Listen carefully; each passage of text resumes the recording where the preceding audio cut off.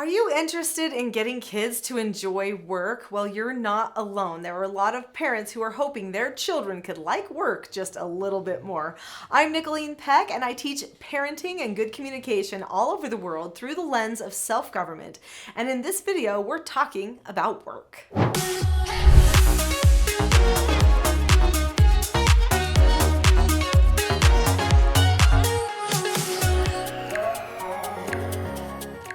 In this video, we're going to be talking about character development and how work plays into that.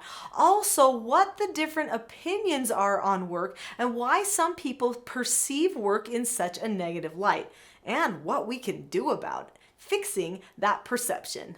When a person develops good character, usually one of the attributes that they have gained is a good work ethic. When a person has a good work ethic, they are usually more confident, they usually are more service-oriented, more caring, and they are not afraid to try new things. So they have lower levels of anxiety as well. So learning how to work is super important. In fact, since it's so good for our character development, how come we don't like it? How come a child would not want to work?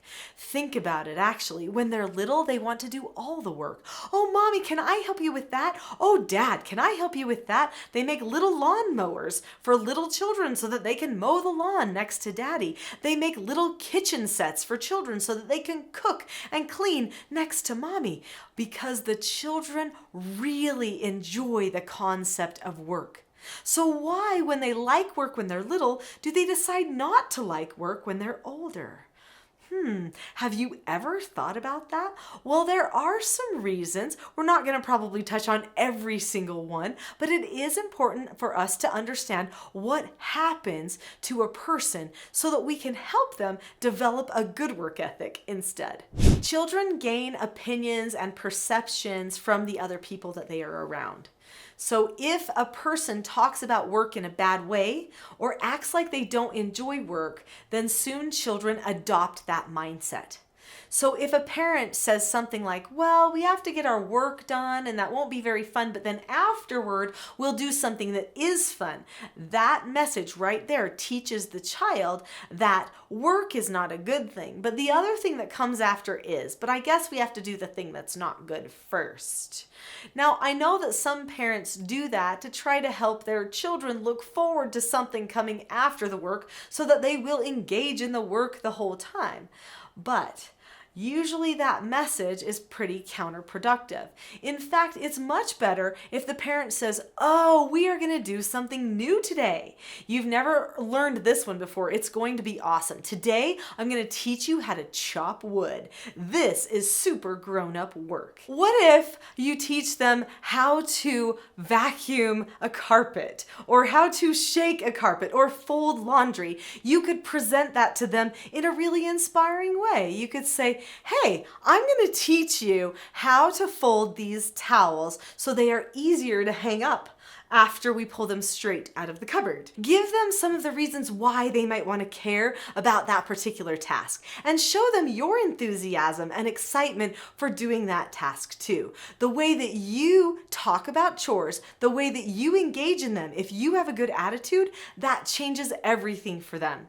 Some people will come to me and say, Nicholeen, you use extra chores a lot when you are telling a child they've earned a negative consequence, and you use extra chores for a negative consequence. Won't that make them hate work? See, people understand the correlation between, wait, if we make it sound negative, they won't like it. Parents want their children to have a good work ethic, so the funny thing is they oftentimes don't have them do work. That's very counterintuitive. So what I say to them is I say, no, it won't make them hate work unless you present it in a very negative way.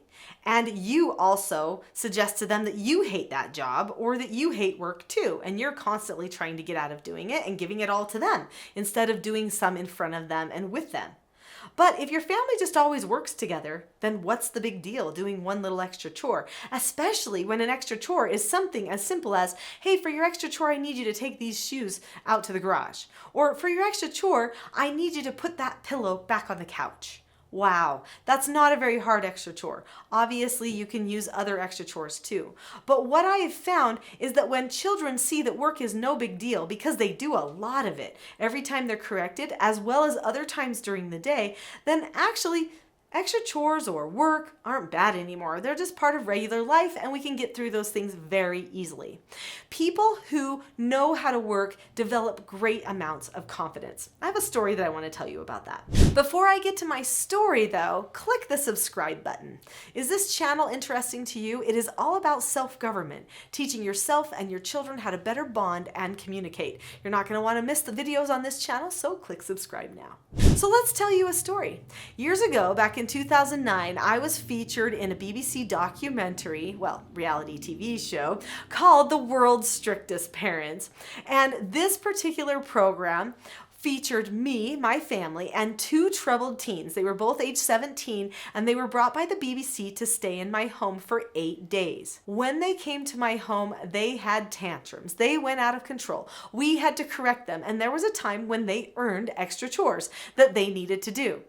So it was very interesting that some of these extra chores they had never done before. For instance, I said, let's go out to the garden and pick some onions for dinner for your extra chore. When I had them pick the onion out of the ground, they said, ew, it's all covered with dirt, ew. And they were so grossed out by this chore, just picking something out of the ground because they had never done it before.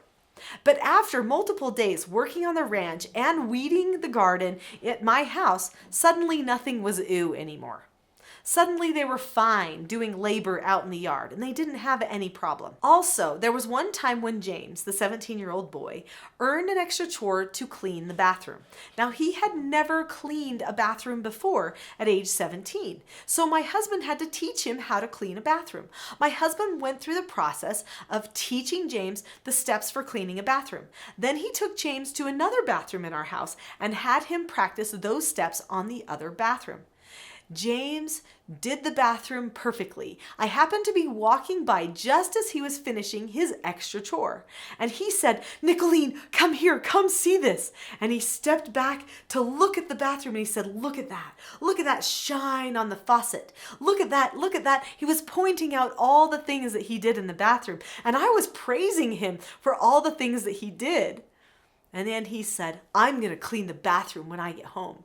My mom's going to die. I was so happy for him. He had a real confidence building moment.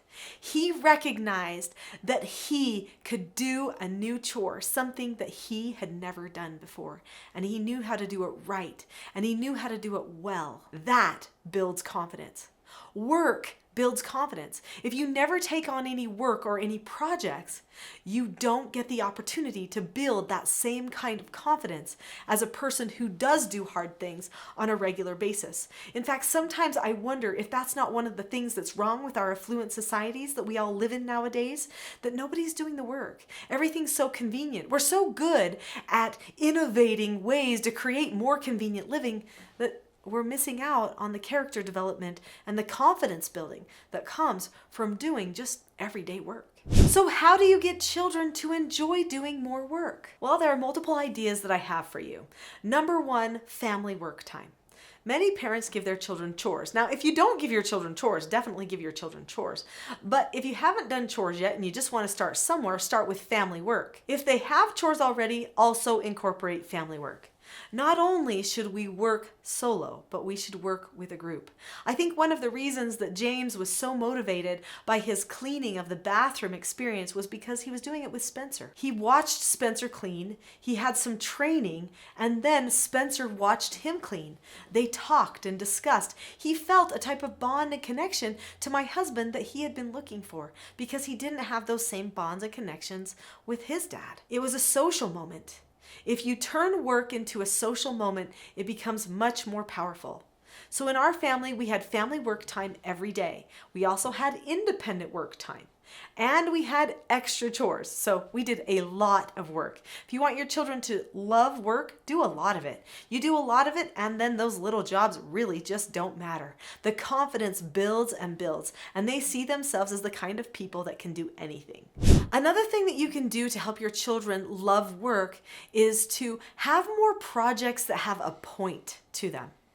So often we leave the little tiny things for the children, but we don't help them learn the big skills.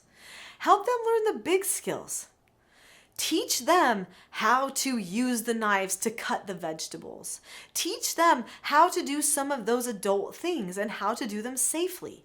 If they feel like they're doing very mature work, they'll love it a lot more. It helps them feel like they're growing up. And there's family projects that you can take on or they can take on that have points or purposes too. Do some humanitarian work, serve other people, build a clubhouse that gives them something to enjoy afterward. That's a great work project. So many of these things can be done on a regular basis if families take a little bit of time to do some planning. Speaking of planning, set work goals. Goal setting and accomplishing goals leads to a life where a person embraces work. Any new habit that you want to create for yourself or thing that you want to overcome is going to take some work. So set goals and then have follow-up on those goals. In our family, we have multiple meetings. We have family meeting, individual mentor meeting, and couples meeting. And those meetings are all times where we set goals in our family, things that we are going to work toward. And then at our next meeting, we follow up on our goal setting to see how we are doing at following through. Setting goals makes a big difference on if a person thinks they can or can't do work. Finally, do the proper teaching associated with the work. Don't just tell a child they need to do something, but pre-teach something ahead of time. Just like Spencer did, he pre-taught James ahead of time all of the details of cleaning the bathroom. Then he encouraged James to go and clean the bathroom as well, as he accepted his consequence. Then James was able to do it. Even at age 17, James needed step-by-step instruction for how to clean a bathroom. In fact, sometimes we have to repeat the step-by-step instructions that we did just a few years before because they start getting slack in their responsibilities. They start forgetting some of the steps. We need to continue to do the pre-teaching. Don't forget that the prefrontal cortex in every child's brain is constantly developing. It goes through stages, and when they hit puberty, they start forgetting all kinds of stuff that they used to know before. So you might have to pre-teach things again and again, even during those teen years. So pre-teaching decreases anxiety about work, increases success, and also as part of the teaching that goes along with the work, if they don't do the work properly, be sure you check up on it. Also, make sure you do a correction. Give them the opportunity to do it the right way. If you let them slack off, you will give them the unspoken message that they need to try to get out of it by doing the least amount possible. But if you make sure they hold to a high standard, they will be proud of their work, and that makes a big difference. Work and how to help children learn how to work is just one little secret for parenting success, but I have more. In fact, I have a full class for you that I think you will enjoy, and it is called The Not So Known Secret for Parenting Success. So click on the link to that full-length class right now and learn more about teaching your family self-government and helping to solve those problems before they even start.